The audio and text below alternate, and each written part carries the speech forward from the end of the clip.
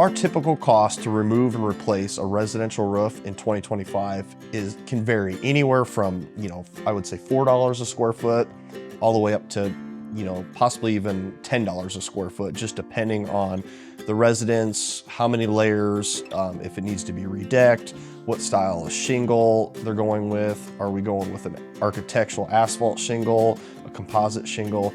There's just so many different variables. If it's a walkable house, a ranch, very simple, you're gonna be down to the really low $4 a square foot amount. Complete redeck, if it had multiple layers to tear off and you're going with a high-end shingle, multiple stories, you can be upwards of, $7, $8 a square foot.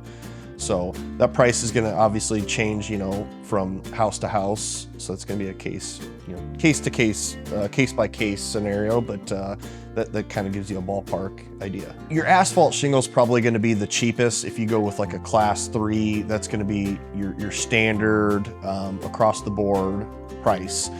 You can go even a little bit lower than that, but that's typically all we sell is a class 3 shingle or better. Your metal is going to be a little bit more expensive than that, and then there's just even more variations if you want to go higher. If you want to go with like a synthetic material, like a Da Vinci or a Brava shingle, then you're going to look upwards of maybe even $12 to $16 per square foot for some really high-end custom homes. Those are going to be a lot more pricey. With residential roofing, we never just do an overlay. If you're doing an overlay, there's no way to inspect the sheathing. With residential roofing, you always want to tear it down to the sheathing, inspect that. A lot of times there's spots where the decking is bad that needs to be replaced. Your nails aren't going to bite near as well into the decking if you just do an overlay. You're not going to get the warranties, the underlayment.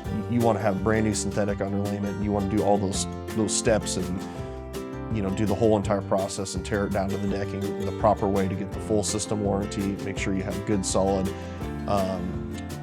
solid underlayment and everything's done correctly, and that's just just a standard way of doing things. Typically, most of our re-roofs just take us approximately about 1 day. Some of our bigger projects might take us 2 days, but the average house, I would just say we're in and out in about 1 day.